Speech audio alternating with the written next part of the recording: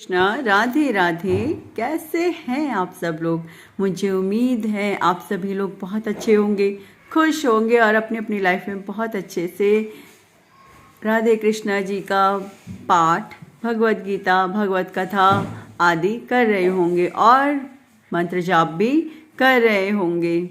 और हमारे प्यारे प्यारे से राधे कृष्णा जी की कृपा, हमारे प्यारे प्यारे से राधे कृष्णा जी की कृपा आप सभी पर खूब जम जम कर बरस रही होगी, है ना। भर भर कर बरस रही होगी और बरसेगी भी, क्यों नहीं। हम जो उनका इतना ये ध्यान करते हैं, उनको इतना याद करते हैं, तो उनको भी तो हमारी फिक्र होती होगी ना, है ना। इसलिए वो अपनी कृपा हम पर जम जम कर बरसाते हैं। ओके, वीडियो को एंड तक ज़रूर देखिएगा, वीडियो को लाइक शेयर एंड सब्सक्राइब ज़रूर से कीजिएगा। Let's continue and stay connected. ओम नमो भगवते वासुदेवाय। ओम नमो भगवते वासुदेवाय। कृष्णं नारायणं वन्दे, कृष्णं वन्दे व्रजप्रियं, कृष्णं द्वैपायनं वन्दे, कृष्णं वन्दे प्रथासुतं। प्रेम से बोलिए आप सभी मेरे साथ, राधे राधे। प्रेम से बोलिए राधे राधे। आप लोगों को लगता होगा मैं भगवान जी की डिवोटी हूँ इसलिए राधे राधे बोलती हूँ। हाँ जी, ये तो एक फैक्ट है ही कि मैं इसलिए भी राधे राधे बोलती हूँ। दूसरा एक रीज़न और भी बहुत बड़ा है। जब हम भगवान जी राधे कृष्णा जी मतलब राधे कृष्णा जी स्पेसिफिक कृष्णा जी की ही तो पाठ वगैरह हम करते हैं ना, तो राधा रानी का होना तो वहाँ बिल्कुल ज़रूरी है, नेसेसरी है। हाँ जी, उनके बिना वहाँ पर तो कुछ काम ही नहीं है, है ना। चलिए आगे बढ़ते हैं। अथ द्वादशो अध्याय परीक्षित का जन्म। यहाँ पर से अब जो एक बड़ा चैप्टर शुरू होता है, परीक्षित जी का जन्म होगा। यहाँ पर अब देखिए, परीक्षित जी के बारे में मैंने पहले भी आपको थोड़ा बहुत बता रखा है। अब जो कथा विस्तार से शुरू होगी वो यहाँ से स्टार्ट होगी, ठीक है। शौनक जी ने कहा, अश्वत्थामा ने जो अत्यंत तेजस्वी ब्रह्मास्त्र चलाया था उससे उत्तरा का गर्भ नष्ट हो गया था, परंतु भगवान ने उसे पुनः जीवित कर दिया। मैं तो हमेशा से कहती हूँ ना, हमारे राधे कृष्णा जी, हमारे भगवान जी, हमारे प्रभु श्री राधे कृष्णा जी, श्री बिहारी जी अपने भक्तों की रक्षा के लिए किसी भी हद तक जा सकते हैं। यहाँ तक कि आप ये लगाइए कि अगर उनके भक्त परेशानी में है ना, तो वो उनको उस परेशानी से निकालने के लिए कुछ भी करने के लिए तैयार रहते हैं। मरे हुए को जीवित तक कर सकते हैं। और आप कहोगे उनके प्रारब्ध में होगा जीवित रहना, मार भी तो दिया था ना। ब्रह्मास्त्र लगने के बाद कोई जीवित रह जाए, इट्स इम्पॉसिबल, चाहे नसीब में हो जीना या ना हो। लेकिन यहाँ पर हमारे जो कृष्ण भगवान हैं, साक्षात पर ब्रह्म हैं, पर ब्रह्म श्री कृष्ण भगवान, इन्होंने क्या किया, अपने भक्तों की रक्षा की और अपने भक्तों के जो संतान थी उसकी रक्षा की। यहाँ पर अब पढ़िए। अब आप कहोगे वो उनके भी तो रिश्तेदार थे। अरे रिश्तेदार वही बने थे, उनके उस जन्म में रिश्तेदार भी केवल वही लोग बने थे जो लोग उनके भक्त थे। उनके साथ लीला करने भी वही लोग आए थे एक्चुअली में, जो उनके भक्त थे। अदरवाइज भगवान जी के साथ लीला करने के लिए कोई आ जाए, इतनी बड़ी औकात किसकी है भला। हाँ ऑफ कोर्स केवल और केवल जो उनके भक्त हैं ना, सिर्फ वही आ सकते हैं उनके साथ लीला करने। अरे क्यों बोलती हूँ मैं उनकी भक्त बनो, उनके भक्त बनो। सोचो जब वो जन्म लेंगे धरती पर, जब अवतार लेंगे, आप लोगों को सभी को मौका मिलेगा। क्या मौका मिलेगा? हमारे श्री कृष्णा जी के साथ में, उनके साथ में लीलाएं करने का अवसर प्राप्त होगा। उनके भाई, उनके बंधु, उनके प्रेमी, उनके प्रेमी, मतलब जो कुछ भी लगेगा ना, भगवान जी आपको वो अपने साथ लीला करने के लिए ज़रूर बुलाएंगे। तो इतना बड़ा अवसर हम क्यों गवा दें, है इतना बड़ा अवसर क्यों गवा दें। उनके भक्त बन करके अगर हमें इतना बड़ा अवसर मिल सकता है तो और क्या चाहिए लाइफ से, है ना। चलिए आगे बढ़ते हैं।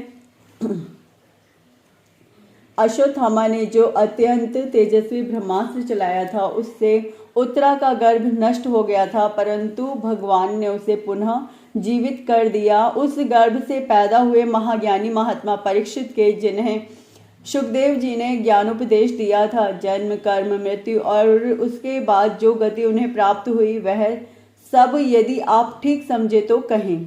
हम लोग बड़ी श्रद्धा के साथ सुनना चाहते हैं। देखिए, भगवत कथा धरती पर जब पुनः वापस स्थापित की गई तो वो समय वही था जब राजा परीक्षित को ऋषि सुखदेव जी ने कथा सुनाई थी। हाँ जी, वो समय वही था जब राजा परीक्षित को सुखदेव जी ने वो कथा सुनाई थी। जब कलयुग शुरू ही हुआ था वो तब की बात है, क्योंकि समय समय पर अगर यदि उन चीज़ों को ना बाहर लाया जाए, अब जैसे कथा है, भगवत कथा है, अब तो जैसे प्रचलित बहुत हो गई है, क्योंकि हमारे जो वृंदावन है उसमें तो इतना ज़्यादा चलन है ना भगवत कथा का कि भगवत कथा के बिना तो मुक्ति ही इम्पॉसिबल है। हाँ जी, ये सच भी है, क्योंकि मैं आपको पहले भी बता चुकी हूँ, भगवत कथा सुने बिना हमारी मुक्ति इम्पॉसिबल है। चलिए आगे बढ़ते हैं। अब यहाँ पर सूत जी हमको कथा सुनाएंगे। सूत जी ने कहा, धर्मराज युधिष्ठिर अपनी प्रजा को प्रसन्न रखते हुए पिता के समान उसका पालन करने लगे। भगवान श्री कृष्ण के चरण कमलों के सेवन से वे समस्त भोगों से निष्प्रस्य हो गए थे। शौनक आदि ऋषियों उनके पास अतुल संपत्ति थी। उन्होंने बड़े बड़े यज्ञ किए थे और तथा उनके फलस्वरूप श्रेष्ठ लोकों का अधिकार प्राप्त किया था। उनकी रानियां और भाई अनुकूल थे। सारी पृथ्वी उनकी थी। वे जम्बू द्वीप के स्वामी थे और उनकी कीर्ति स्वर्ग तक फैली हुई थी। उनके पास भोग की ऐसी सामग्री थी जिसके लिए देवता लोग भी लालायित रहते हैं, परंतु जैसे भूखे मनुष्य को भोजन के अतिरिक्त दूसरे पदार्थ नहीं सुहाते, वैसे ही उन्हें भगवान के सिवा दूसरी कोई वस्तु सुख नहीं देती थी। देखिए, एक भक्त की ना ये बहुत बड़ी वो होती है कि उसके सामने नाना प्रकार के आप अनेकों प्रकार के पदार्थ रख दीजिए, अनेकों प्रकार की भू संपत्ति दे दीजिए, उन्हें अनेकों प्रकार से सब कुछ दे दीजिए, लेकिन उसका मन, उस भक्त का मन कहाँ लगता है? अपने प्रभु के चरणों में, अपने श्री राधे कृष्णा जी के चरणों में, अपने बिहारी जी के चरणों में ही लगता है। इसके अलावा उसका मन और कहीं नहीं सुहाता। चलिए आगे बढ़ते हैं। शौनक जी, उत्तरा के गर्भ में स्थित वह वीर शिशु परीक्षित जब अश्वत्थामा के ब्रह्मास्त्र के तेज से जलने लगा, तब उसने देखा कि उसकी आंखों के सामने एक ज्योतिर्मय पुरुष है। वह देखने में तो अंगूठे भर का है, परंतु उसका स्वरूप बहुत ही निर्मल है। अत्यंत सुंदर श्याम शरीर है, बिजली के समान चमकता हुआ पीतांबर धारण किए हुए हैं, सिर पर सोने का मुकुट झिलमिला रहा है। उस निर्विकार पुरुष के बड़ी ही सुंदर लंबी लंबी 4 भुजाएं हैं, कानों में तपाए हुए स्वर्ण के सुंदर कुंडल हैं, आंखों में लालिमा है, हाथ में लूके के समान जलती हुई गदा लेकर उसे बार बार घुमाता जा रहा है और स्वयं शिशु के चारों ओर घूम रहा है। जैसे सूर्य अपनी किरणों से कुहरे को भगा देते हैं, वैसे ही वह उस गदा के द्वारा ब्रह्मास्त्र के तेज को शांत करता जा रहा था। उस पुरुष को अपने समीप देखकर वह गर्भस्थ शिशु सोचने लगा कि यह कौन है।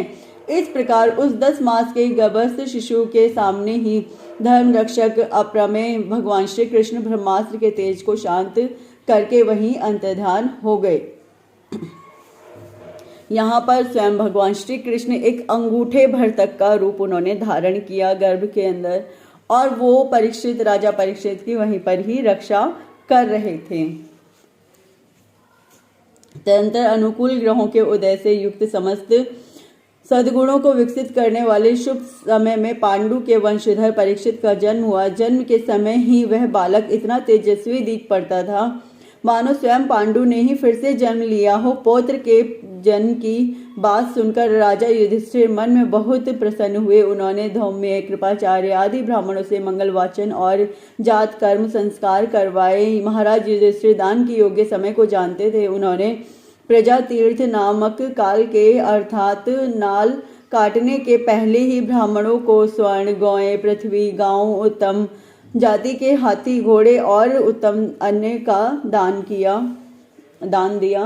ब्राह्मणों ने संतुष्ट होकर अत्यंत विनयी युधिष्ठिर से कहा, पुरुवंश शिरोमणि काल की दुर्निवार गति से वह पवित्र पुरुवंश मिटना ही चाहता था, परंतु तुम लोगों पर कृपा करने के लिए भगवान विष्णु ने यह बालक देकर इसकी रक्षा कर दी, मतलब इस वंश को बचा लिया। इसलिए क्योंकि वह लास्ट वंशज रह गए थे, इसके अलावा और कोई भी नहीं बचे थे। कौन? राजा परीक्षित एक लास्ट वंशज रह गए थे उस हस्तिनापुर के राजा युधिष्ठिर के, जो उत्तरा के गर्भ में अभिमन्यु के पुत्र थे।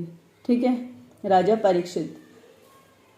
हाँ जी, इसलिए इसका नाम विष्णुरात होगा। निसंदेह यह बालक संसार में बड़ा यशस्वी, भगवान का परम भक्त और महापुरुष होगा। युधिष्ठिर ने कहा, महात्माओं, यह बालक क्या अपने उज्जवल यश से हमारे वंश की पवित्र कीर्ति महात्मा राशियों का अनुसरण करेगा? ब्राह्मणों ने कहा, धर्मराज, यह मनुपुत्र इक्ष्वाकु के समान अपनी प्रजा का पालन करेगा तथा दशरथ नंदन भगवान श्री राम के समान ब्राह्मण भक्त और सत्य प्रतिज्ञ होगा। यह उसी नरेश शिबी के समान दाता और शरणागत वत्सल होगा तथा याज्ञिकों में दुष्यंत के पुत्र भरत के समान अपने वंश का यश फैलाएगा। धनुर्धरों में यह सहस्र बाहु अर्जुन और अपने दादा पार्थ के समान अग्रगण्य होगा। यह अग्नि के समान धूर्धर्ष और समुद्र के समान दुस्तर होगा। यह सिंह के समान पराक्रमी, हिमाचल की तरह आश्रय लेने योग्य, पृथ्वी के सदृश तितिक्षु और माता पिता के समान सहनशील होगा। इसमें पितामह ब्रह्मा के समान समता रहेगी। भगवान शंकर की तरह यह कृपालु होगा और संपूर्ण प्राणियों को आश्रय देने में यह लक्ष्मीपति भगवान विष्णु के समान होगा। यह समस्त सदुगुणों की महिमा धारण करने में श्री कृष्ण का अनुयायी होगा। रंतिदेव के समान उदार होगा और ययाति के समान धार्मिक होगा। धैर्य में बलि के समान और भगवान श्री कृष्ण के प्रति दृढ़ निष्ठा में यह प्रहलाद के समान होगा। यह बहुत से अश्वमेध यज्ञों का करने वाला और वृद्धों का सेवक होगा। इसके पुत्र राशि होंगे। मर्यादा का उल्लंघन करने वालों को यह दंड देगा। यह पृथ्वी माता और धर्म की रक्षा के लिए यह कलयुग का भी दमन करेगा। ब्राह्मण कुमार के शाप से तक्षक के द्वारा अपनी मृत्यु सुनकर यह सबकी आसक्ति छोड़ देगा और भगवान के चरणों की शरण लेगा। राजन, व्यास नंदन सुखदेव जी से यह आत्मा के यथार्थ स्वरूप का ज्ञान प्राप्त करेगा और अंत में गंगा तट पर अपने शरीर को त्याग कर निश्चय ही अभयपद प्राप्त करेगा। ज्योतिषी शास्त्र के विशेषज्ञ ब्राह्मण राजा युधिष्ठिर को इस प्रकार बालक के जन्म लगन का फल बतलाकर और भेंट पूजा लेकर अपने अपने घर चले गए। वही यह बालक संसार में परीक्षित के नाम से प्रसिद्ध हुआ, क्योंकि वह समर्थ बालक गर्भ में जिस पुरुष का दर्शन पा चुका था, उसका स्मरण करता हुआ